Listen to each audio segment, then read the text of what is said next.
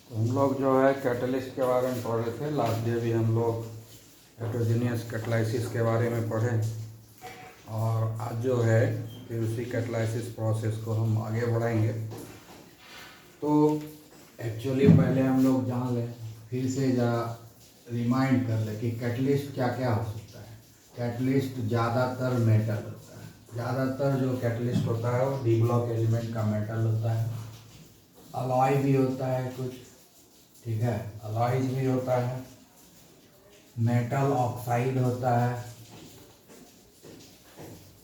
ठीक है, और मेटल सल्फाइड। मेटल सल्फाइड इतने तरह का जो है कैटलिस्ट संभव है। मेटल भी कैटलिस्ट के रूप में काम करता है, अलॉय भी कैटलिस्ट के रूप में काम करता है, और मेटल ऑक्साइड भी कैटलिस्ट के रूप में काम करता है, ठीक है। मेटल ऑक्साइड, मेटल सल्फाइड, ये सारा चीज़ है जो एक कैटलिस्ट के रूप में काम करता है। तो आज जो हम लोग पढ़ेंगे वो मेनली पढ़ेंगे इम्पॉर्टेंट फीचर, ठीक है। क्या पढ़ेंगे?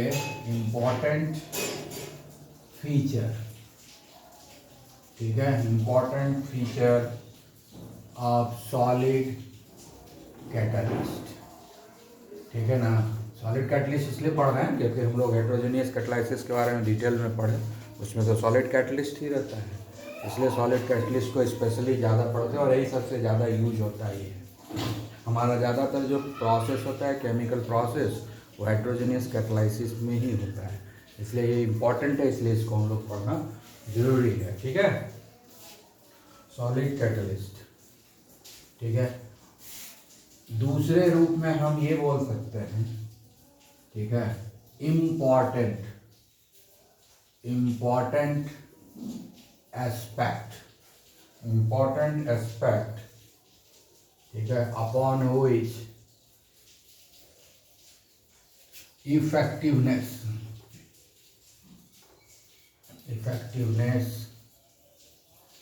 Of a catalyst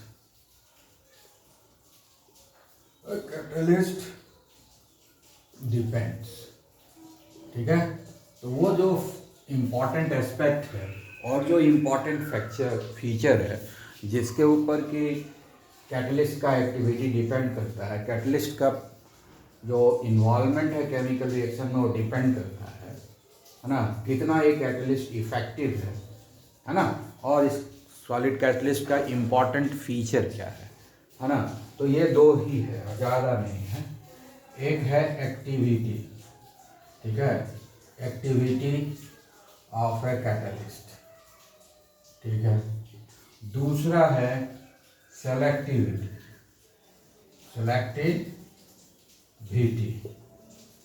of a catalyst. यही दो एस्पेक्ट है, बहुत ही इंपॉर्टेंट एस्पेक्ट है एक कैटलिस्ट, सॉलिड कैटलिस्ट का, जिसके ऊपर डिपेंड करता है कि वो कैटलिस्ट कितना इफेक्टिव होगा, इनइफेक्टिव हुआ, इफेक्टिव होगा, इफेक्टिव होगा तो किस एक्सटेंट तक इफेक्टिव होगा, वो ये दोनों डिसाइड करता है, ठीक है। तो ये तो समझ गया, लेकिन एक्चुअली एक्टिविटी है क्या, सेलेक्टिविटी है क्या, ये तो हमको जानना पड़ेगा, ठीक है। तो अब हम लोग आगे देखते हैं कि एक्टिविटी ऑफ कैटलिस्ट है क्या चीज़, ठीक है।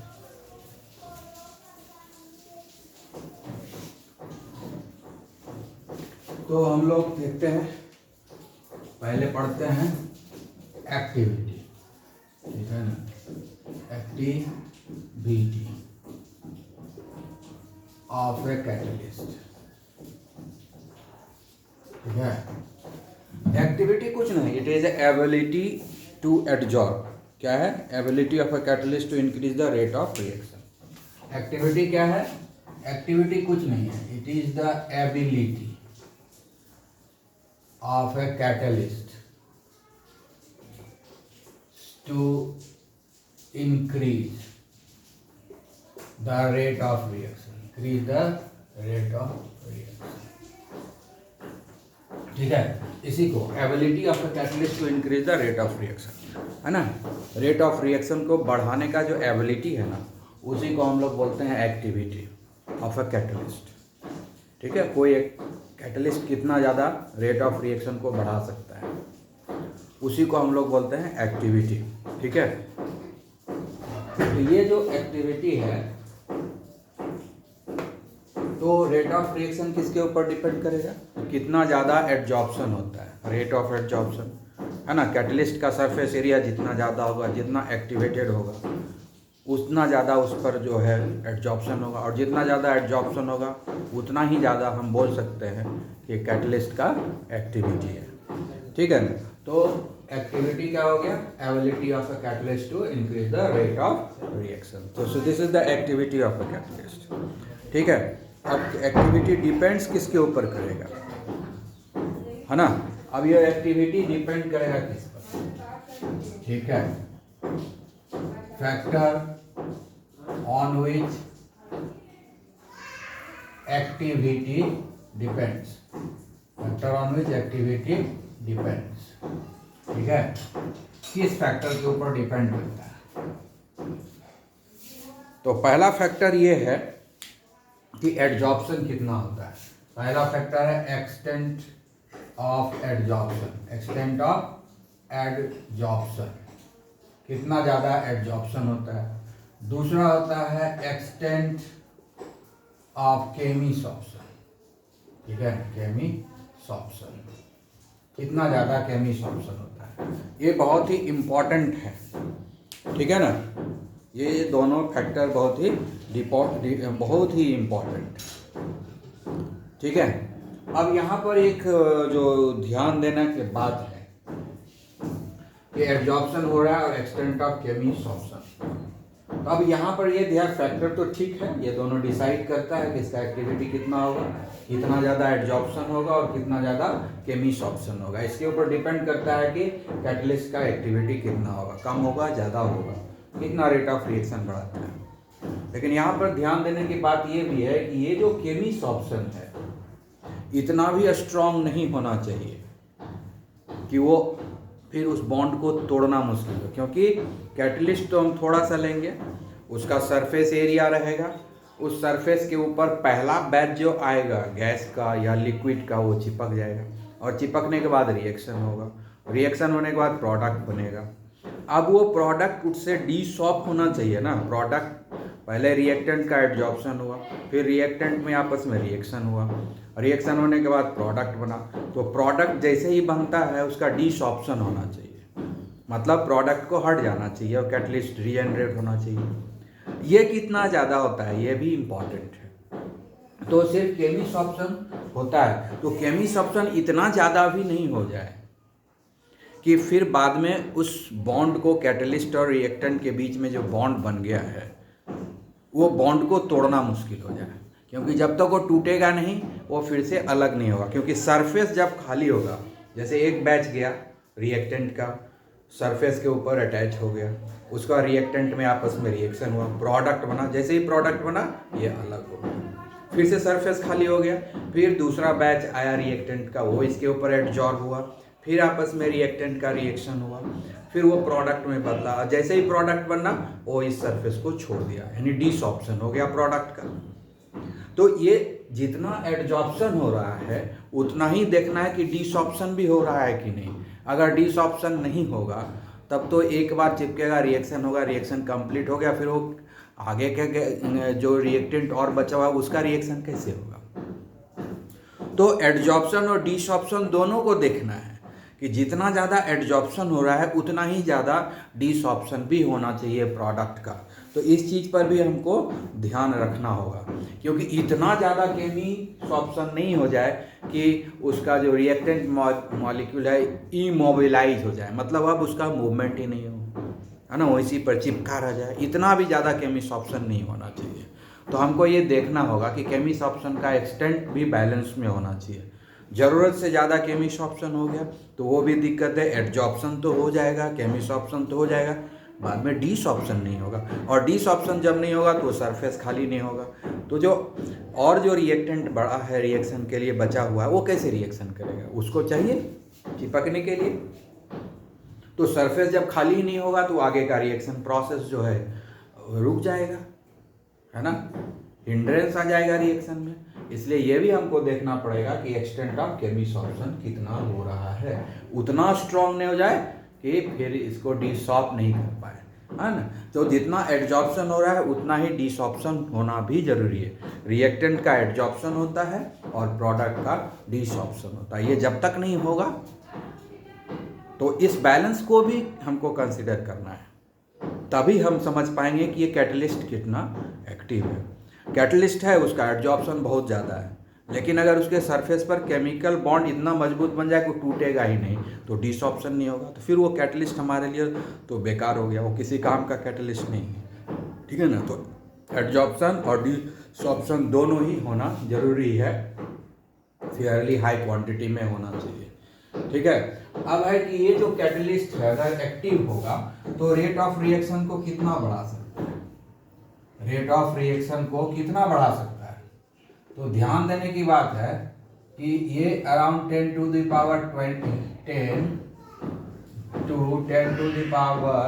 20 टाइम्स जो है ये कैटलिस्ट जो है रिएक्शन को बढ़ा देता है। 10 to the power 20 times rate of reaction को इंक्रीज करता है। ठीक है, increase in rate of reaction. Rate of reaction को जो ये कैटलिस्ट है, अगर ये एक्टिव कैटलिस्ट है तो 10 to the power 10 से लेकर के 10 to the power 20 टाइम्स तक जो है रेट ऑफ रिएक्शन को इंक्रीज कर सकता है। इतना ज़्यादा एक्सेलरेशन होता है ना। Huge quantity of acceleration of rate of reaction, accelerate कर गया जो भी रेट ऑफ रिएक्शन है, जैसे ही दिए कैटलिस्ट उसका रेट ऑफ रिएक्शन बढ़ के इस रेंज में आ गया, तो काफ़ी ज़्यादा इतना टाइम्स बढ़ गया। ठीक है। अब एक एग्जांपल लो। ठीक है, अब हम लोग एक एग्जांपल लेते हैं। जैसे ये हाइड्रोजन गैस है और ये ऑक्सीजन गैस है, दोनों को एक ही कंटेनर में हम रख देते हैं, सालों साल रखा हुआ है, कोई रिएक्शन नहीं होगा। ये हाइड्रोजन है और ऑक्सीजन है, इसको एक ही कंटेनर में बंद करके रख देंगे, है ना, साल 10 साल 20 साल 25 साल तक रखा हुआ है, कोई फर्क नहीं पड़ता है, कोई रिएक्शन नहीं होगा।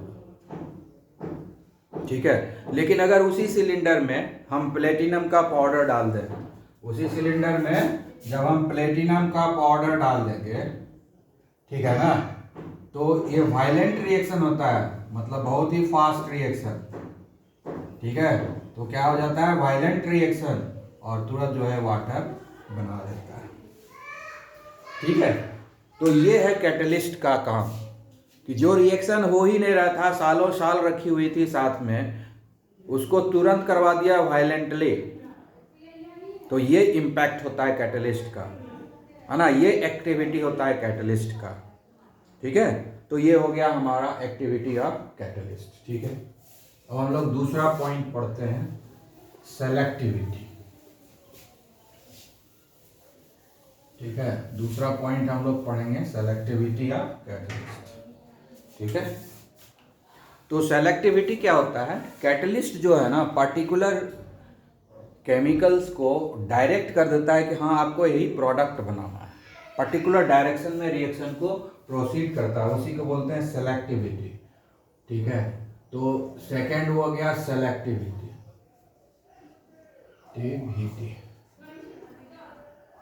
Selectivity of a catalyst. ठीक है। तो सेलेक्टिविटी ऑफ कैटलिस्ट हो गया। ये क्या हो गया, ability of a catalyst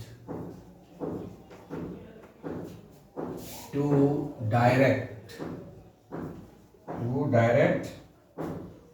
a reaction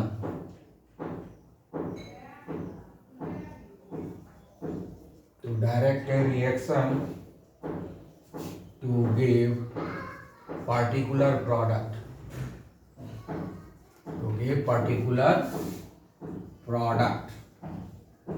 ठीक है, is called selectivity, है ना। सेलेक्टिविटी क्या हो गया, एक जो है पर्टिकुलर कैटलिस्ट है वो पर्टिकुलर रिएक्शन को इस तरीके से डायरेक्ट करता है कि हाँ हम यही प्रोडक्ट बनाना है, दूसरा नहीं बन सकता है। ठीक है।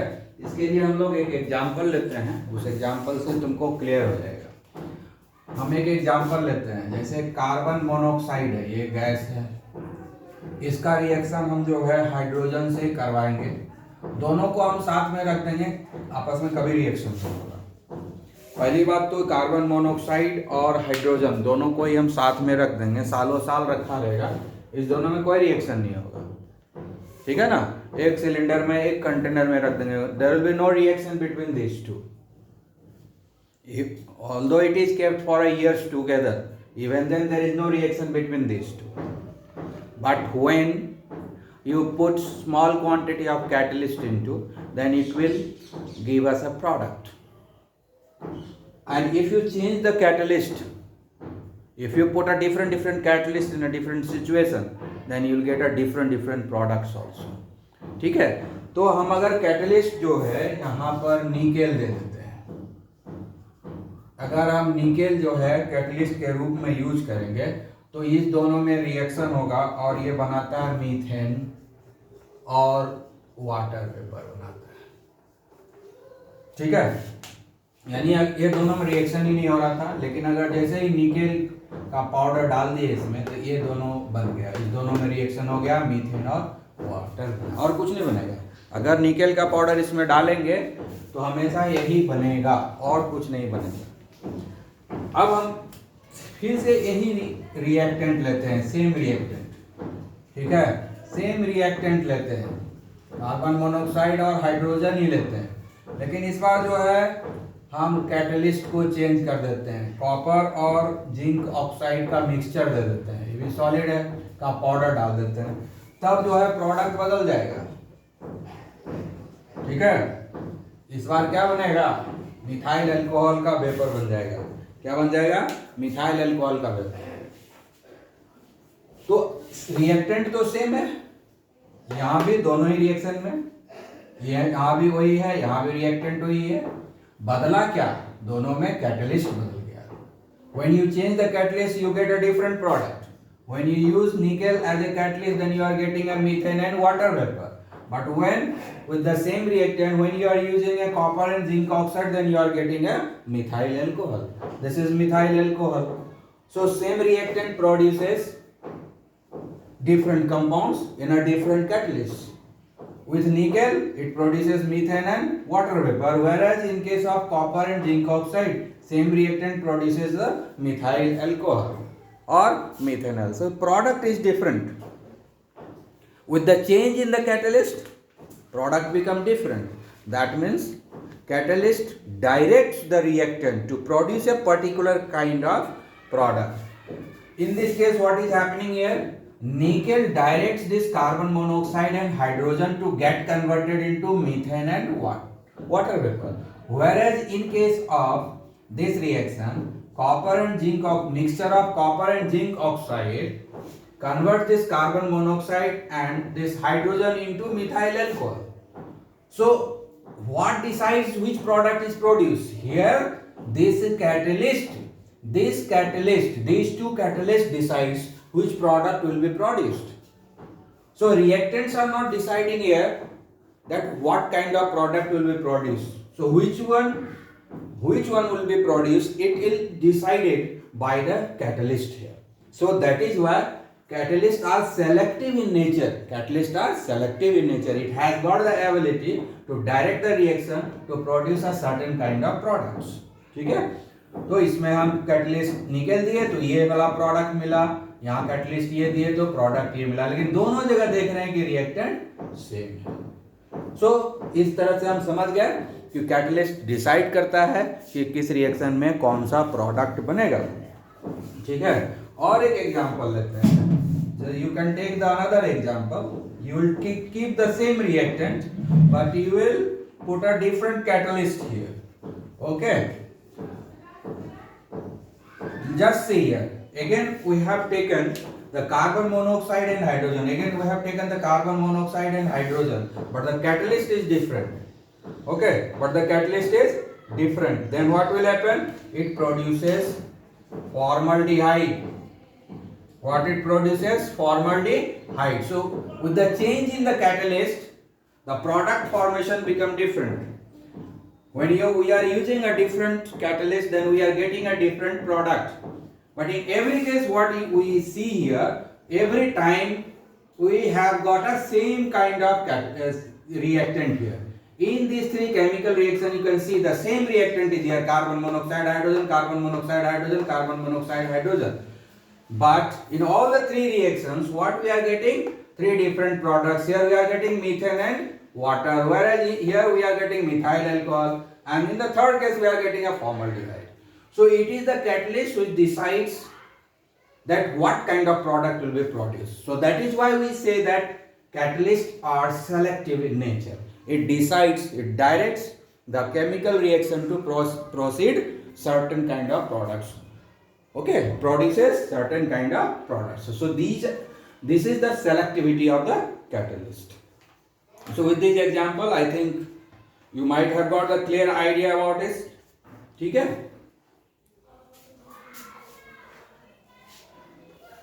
Now we'll discuss the special thing. Everybody uses the vehicles. Everybody is using the car, bikes, है ना? और in car, bikes, everywhere you get a catalytic converter. Catalytic converter कैसा होता है? जो साइलेंसर होता है ना, साइलेंसर जब निकलता है तो साइलेंसर पहले पतला पाइप से आता है, बाद में देखते हो एक मोटा ऐसा पाइप हो जाता है. वो जो मोटा ऐसा पाइप लगा हुआ है साइलेंसर में, बड़ा ऐसा मोटा ऐसा pipe, that is called catalytic converter. That is called catalytic converter. ठीक है ना? In that thicker pipe, it contains lot of catalyst, and this catalytic converter, what it does, it converts the poisonous gases into a non-poisonous gas, toxic gas into non-toxic gas. So this is called catalytic converter. We are especially discussing the catalytic converter because in day-to-day life we people are using the catalytic converter, because the person who are using the vehicles, everybody is using this catalytic converter. So when you are running a bike, when you are running a car, when you are running any vehicles, you are using that catalytic converter, and it is connected with silencer. Okay, bigger, thicker one pipes. Okay. So we'll discuss the special discussion about the catalytic converter because it is related to the catalyst. So we'll be discussing that. Catalytic converter.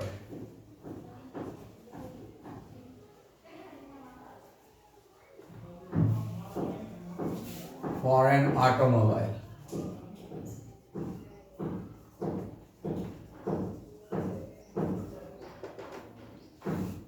Okay. So this catalytic converter, you can I will draw the drawing also.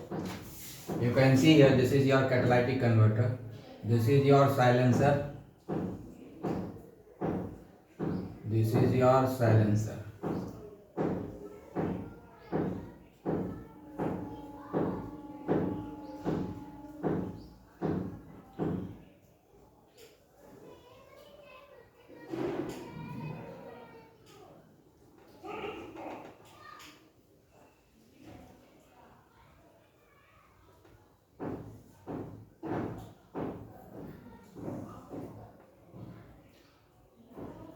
And through this inlet air intake, बाहर से air लेता है. This is your catalytic converter. Catalytic converter. This is your catalyst. These are the catalyst. ठीक है, यहाँ पर बना रहता है कैटलिस्ट, ऐसे इसी से निकलता है. ठीक है, इसमें पूरा छेद बना हुआ रहता है अंदर में, इसीलिए हम डॉट डॉट लाइन दिए क्योंकि यहाँ छेद है, इसी से बना हुआ रहता है. ठीक है, इससे जो है एयर प्रेशर से निकलेगा, HAUST, exhaust from air compressor. ठीक है, इधर से हवा जाएगी, इधर से कंप्रेसर से निकलेगा जो भी होगा पॉइजनस गैस, और इधर से ये ऑक्सीजन आ जाएगा. ठीक है, इधर से ये आ जाएगा, उसके बाद ये आएगा, ये सब निकलेगा, ये निकलेगा, फिर इधर जाएगा, फिर इधर जाएगा, इसे निकलेगा, फिर इधर जाएगा, ठीक है, और इस तरीके से फिर निकल जाएगा, इधर से बाहर हो जाएगा, ठीक है ना, इधर से निकल गया। ये है हमारा कैटालाइटिक कन्वर्टर। सारे व्हीकल्स में लगा हुआ रहता है, बहुत सारा इंडस्ट्रीज में भी लगाता है। उसका जो चिमनी रहता है, that chimney, okay, that exhaust, that has got a catalytic converter. This is used in vehicles also. It is connected with the silencer.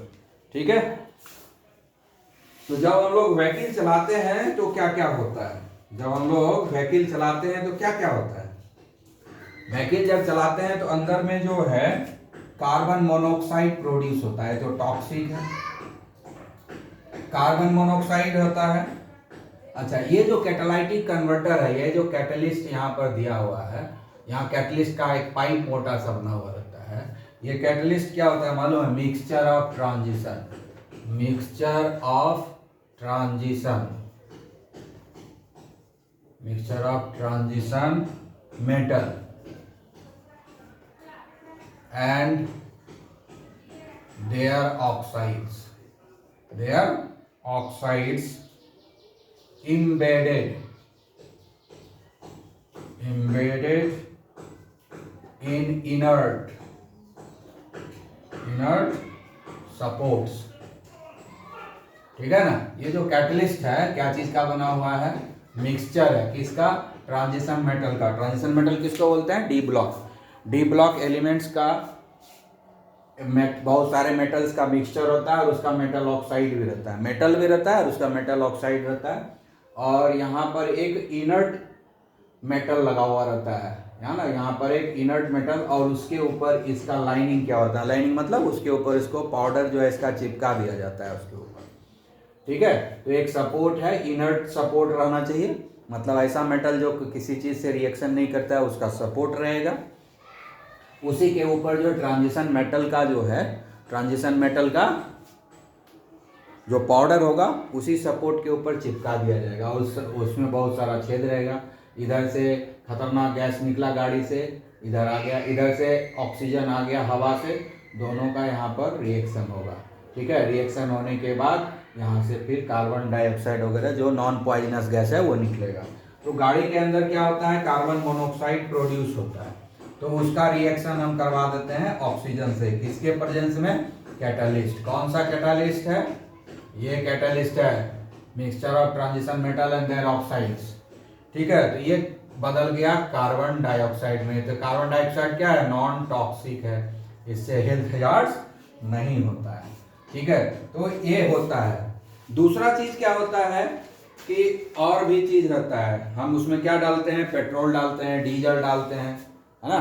So we are using the petrol and diesel, so there will be lot of unburnt carbon, lot of unburnt hydrocarbon, and that unburnt carbon, unburnt hydrocarbon and carbon is very dangerous for our breathing. It is very dangerous for our lungs, so it will go inside our lung and it will react to the lung cells and it will produce a toxic substance. So that is why unburnt carbon, unburnt hydrocarbon should not come out, है ना, ये दोनों नहीं आना चाहिए, ठीक है। So you can see here hydrocarbon. So petrol diesels are nothing but it is hydrocarbon, ठीक है। हाइड्रोकार्बन और अनबर्न्ट, अनबर्न्ट मतलब अधजला, पेट्रोल और डीजल, क्लियर। तो क्या होगा? ये कैटलिस्ट रहेगा, कैटलिस्ट के प्रेजेंस में, यही कैटलिस्ट है, ये कन्वर्ट हो जाएगा, ऑक्सीजन से रिएक्ट करेगा, यहाँ पर ही लिख देते हैं ऑक्सीजन, और फिर जो है ये then it will got converted into carbon dioxide and water vapour. These two are non toxic, clear. And the third one which is very very toxic to us, that is nitric oxide, which is written as NO, nitric oxide, When nitric oxide comes out in presence of catalyst, it get converted into nitrogen and oxygen. Both are non-toxic. Non-toxic. Here toxic gases. So all the toxic gases which is produced inside the vehicle, that get converted into non-toxic. So carbon monoxide, unburnt hydrocarbon or petrol or diesel, and the nitric oxide. These are the three main ingredients which is produced inside the vehicles.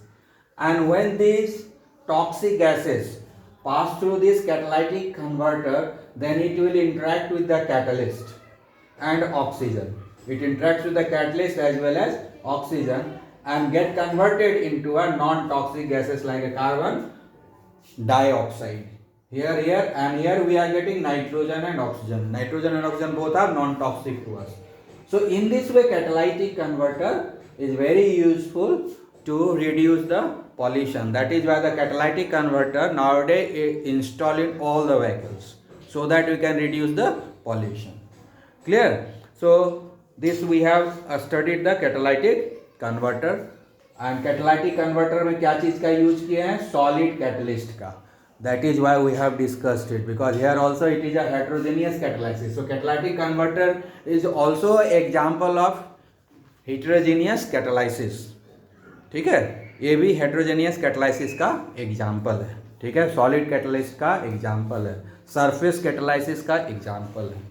So I think you might have understood all these things. Okay, so we move further.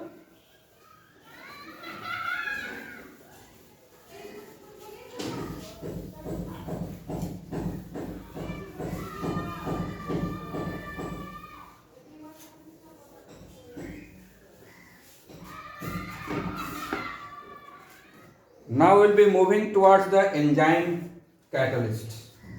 Okay, enzyme catalyst. ठीक है, enzyme catalyst has got another name. You can see the name. Another name is biological catalyst. Biological catalyst or biochemical catalyst. Biochemical catalyst. So these are the another name of the enzyme catalyst. And you know that enzyme cannot be produced outside the body. It is produced within the living plants and living human beings and animals. So within the living body only enzymes are. Enzyme is nothing but it's a protein in nature. It is a proteinous in nature. It is actually a protein. Acts as a catalyst. Since it is produced within the living body, that's why the another name is given enzyme. So enzyme is nothing but it's a catalyst. But since it is produced within the living body, that is why we say have we given a separate name, that is enzyme. Or biological catalyst, biochemical catalyst. Okay, so enzymes are always produced in living organism. तो ये जो enzyme है ये living organism में ही produce होता है. हमारे body के अंदर प्रोड्यूस होता है, एनिमल के बॉडी के अंदर प्रोड्यूस होता है. ठीक है, प्लांट बॉडी के अंदर भी प्रोड्यूस होता है. ठीक है ना. हमारे बॉडी में जब हम लोग खाना खाते हैं, when we eat, lot of enzymes are produced to digest our food. ठीक है ना. एक चीज सिंपल चीज याद रखना है कि when we do not have any enzyme, without enzyme, if we wait for the digestion for one meal, then it will take 50 years to digest. ठीक है, मतलब क्या हो गया कि अगर हम एक बार खाना खा लेंगे और हमारे बॉडी में कोई स्टमक में डाइजेस्टिव सिस्टम में कोई एंजाइम नहीं रहेगा, तो उस खाना को पचाने में हमको 50 साल लगेगा. एक बार खाना खा लेंगे तो 50 years तक पचाने में समय लग जाएगा. लेकिन जब हमारे बॉडी में एंजाइम्स है, अगर 50 साल लगेगा तो हम लोग कमजोर रहेंगे. हमारा बॉडी इतना स्ट्रेंथ, बॉडी में स्ट्रेंथ नहीं, because it will not produce that much energy which is required by our body to survive. So for the survival we need a enzyme, so that our food taken must be digested within the given parameters within the given time. If we don't have any enzymes, if we suffer a deficiency of enzyme, it would take 50 years to get it digested. This is the huge difference. This is the huge difference. So you can see that how much rate of reaction is increased with the presence of the enzyme. अगर हम खाना खाते हैं एक बार तो उसको पचाने में 50 साल लगेगा अगर एंजाइम नहीं हो तो। लेकिन अगर हमारे डाइजेस्टिव सिस्टम में जितने भी एंजाइम्स की जरूरत है, ट्रिप्सिन है, पेप्सिन है, इंसुलिन है, ये सारा एंजाइम जब प्रेजेंट रहेगा, है ना, बाइल जूस है, ये सारा जब प्रेजेंट रहेगा तो क्या होगा, 2 घंटे में डाइजेशन हो जाता है, 2 घंटे में हमारा डाइजेशन प्रोसेस कंप्लीट हो जाता है। लेकिन अगर ये सारे एंजाइम नहीं हो तो 50 ईयर्स लगेंगे। तो हमारा बॉडी क्या होगा, वीक होगा, will not be surviving like this as we are surviving at the moment, है ना। अभी जैसे हम लोग रहते हैं वैसा नहीं रह पाएंगे। तो रेट ऑफ रिएक्शन कितना बढ़ाता है, कहीं एक बार खाना खाएंगे 50 साल लगेगा पचाने में, लेकिन जब एंजाइम दे दिए तो वही खाना 2 घंटे में पच गया। तो रेट ऑफ रिएक्शन सोचो कितना हो, जो चीज को पचाने में, जिस रिएक्शन को कराने में 50 साल लगता है, उस रिएक्शन को हम 2 घंटा में करवा लिए। उस किसके चलते हुआ, ये एंजाइम के चलते। एंजाइम क्या है, बायोलॉजिकल कैटलिस्ट है। एंजाइम हम बाहर से कुछ नहीं, हमारे बॉडी के अंदर ही प्रोड्यूस होता है। हम लोग न्यूट्रिशन देते हैं, खाना पीना खाते हैं, हमारा बॉडी खुद ही एंजाइम प्रोड्यूस करता है। And the whatever catalyst which is produced within our body, that will take care of the biochemical reaction. ठीक है, and all this things we study under biochemistry. ठीक है, तो समझ लो कि एंजाइम क्या है, कैटलिस्ट ही है। ठीक है, एंजाइम क्या होता है, प्रोटीन इन नेचर होता है। एंजाइम क्या होता है, प्रोटीन इन नेचर होता है। लिविंग सेल प्रोड्यूस करता है एंजाइम कैटलिस्ट को। कौन प्रोड्यूस करता है, produced by living cell, produced by living cell. पहला चीज क्या है, कैरेक्टरिस्टिक, कि it is produced by living cell. ठीक है, उसके बाद chemically it is protein in nature. Chemically it is protein in nature, protein in nature. We have got so many kinds of protein, but what kind of proteins are called enzymes or catalysts? That will be decided on the molar mass. If you take a 1 mole of protein and if its molar mass come into the range of 15,000 gram to 1 lakh gram per mole, then we say it is a catalyst or the enzymes. ठीक है, तो इसका जो मास होगा, molar mass होगा, having molar mass, having molar mass in the range of 15,000 to 1 lakh ग्राम पर मोल।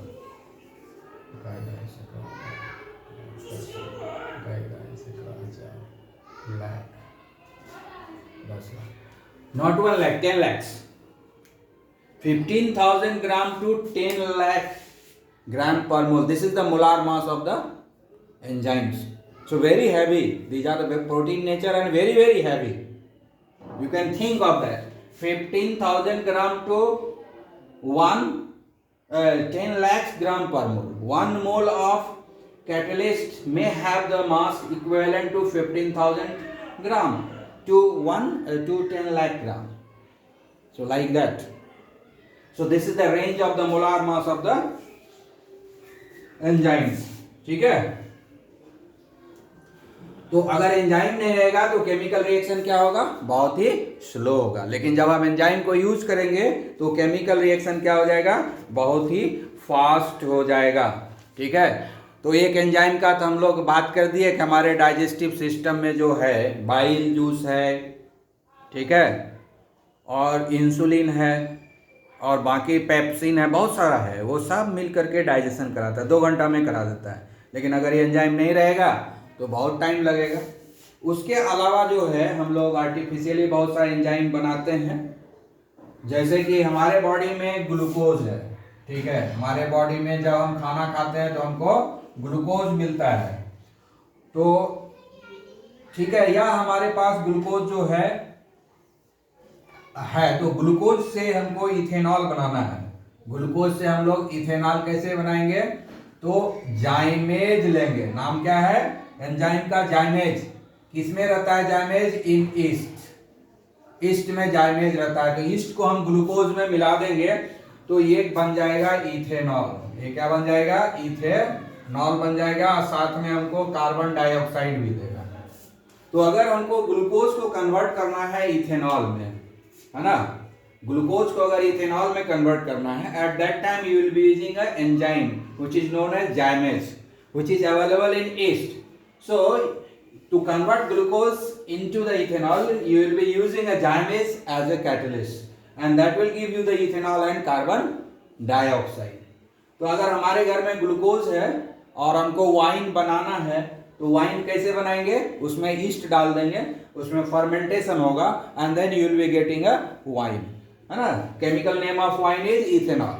Chemical name of wine is ethanol. The thing which you say it is wine, rum, all these things is nothing but it's a ethanol. Chemical name is ethanol. So glucose get converted into ethanol, which is marketed as a wine in the market and people purchases. ठीक है, तो glucose को अगर ethanol में convert करना है तो जाइमेज को यूज करेंगे. उसके बाद जो है यूरिया है ना. यूरिया खेत में भी डालते हैं, और हम लोग जब यूरिन करने जाते हैं, पेशाब करने जाते हैं, at that time we urinate, at that time we release urea. तो यूरिया से अगर हमको अमोनिया गैस बनाना है तो क्या करेंगे? ठीक है, उसमें सोयाबीन का पाउडर डाल देंगे. क्या डाल देंगे? सोयाबीन का powder. we will be adding the soybean powder into it. Okay, because soybean contains urease. Soybean contain urease, and this urease is an enzyme which is present in soybean. So we will put the soybean powder into the urea. So this is called hydrolysis of urea. And urea reacts with water. Reaction with water or anything, it is known as hydrolysis. So when we carry out the hydrolysis of the urea, so urea get converted into ammonia. For this process we need an enzyme which is called urease, and which is available in soya bean. Okay. So I am telling you the source also and the exact name of the enzyme. So note it down, all these things. Next we can take the example of starch, है ना. हम लोग starch बहुत खाते हैं. चावल में भी स्टार्च भरा हुआ है, रोटी में भी स्टार्च भरा हुआ है. So these starch get converted into energy. How does this get converted into energy? First it get converted into maltose, and maltose then get converted into glucose, and then glucose get converted into energy. So these are the process by which these are the things which is getting converted in our body. Okay, so first we'll think how does the hydrolysis of starch takes place.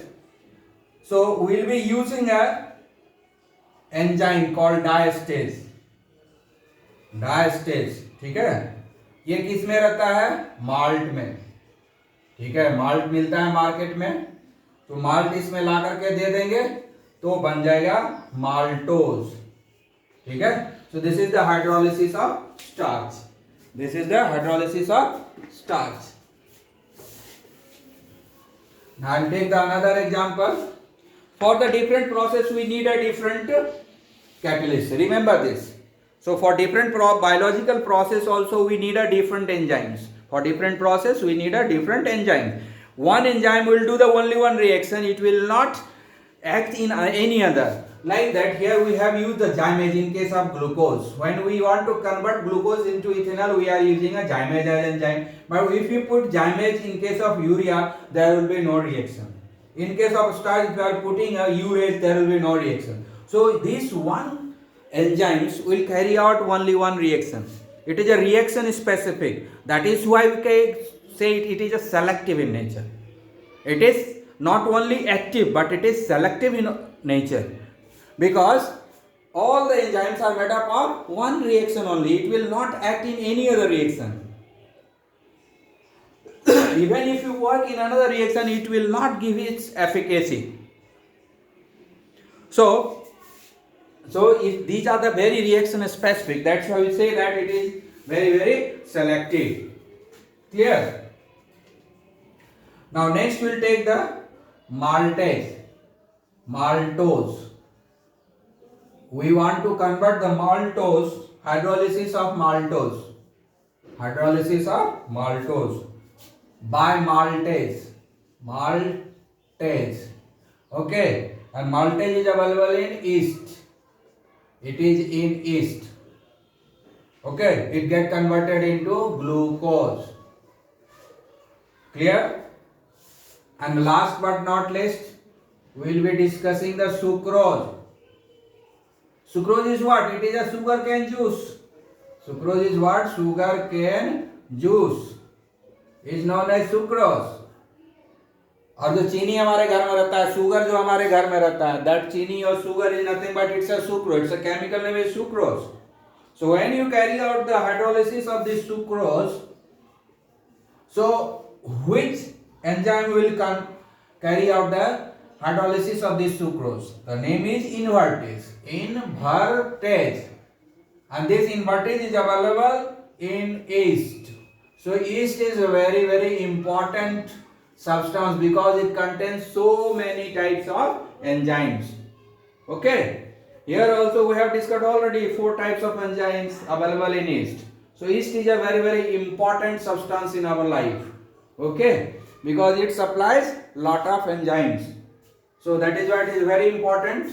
So even to carry out the hydrolysis of sucrose, we take yeast because it contains invertase, and this invertase convert this one sucrose into glucose and fructose.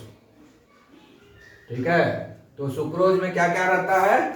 Glucose रहता है और fructose रहता है. इसलिए sucrose का जब हम hydrolysis कराएंगे तो वो कन्वर्ट हो जाएगा ग्लूकोज और फ्रुक्टोज में. तो हम ये सारे एग्जाम्पल से ये समझ गए कि एंजाइम जो होता है रिएक्शन स्पेसिफिक होता है. ये किसी स्पेसिफिक रिएक्शन के लिए ही बना होता है. सारे में वो काम नहीं करता है, किसी एक ही पर्टिकुलर रिएक्शन में काम करेगा. और ये रेट ऑफ रिएक्शन को बता ही दिया कि कितना ज़्यादा बढ़ाता है. 10 to the power 10 से लेकर के 10 to the power 20 टाइम्स तक रेट ऑफ रिएक्शन को बढ़ा देता है.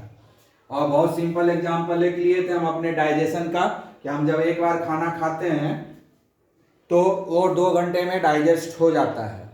ठीक है ना. तो खाना खाने में 2 घंटे के बाद वो डाइजेस्ट हो जाएगा. अगर हमारा डाइजेशन प्रोसेस फिट है, हेल्दी है, तो 2 घंटे में डाइजेशन हो जाता है.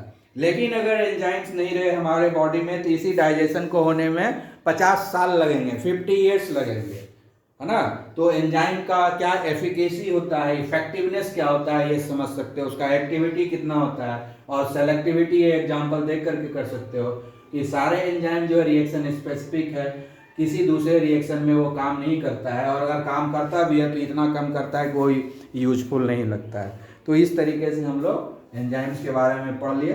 अब हम लोग नेक्स्ट जो है इसका कैरेक्टरिस्टिक पढ़ेंगे, characteristics of enzymes. Okay, have a nice day.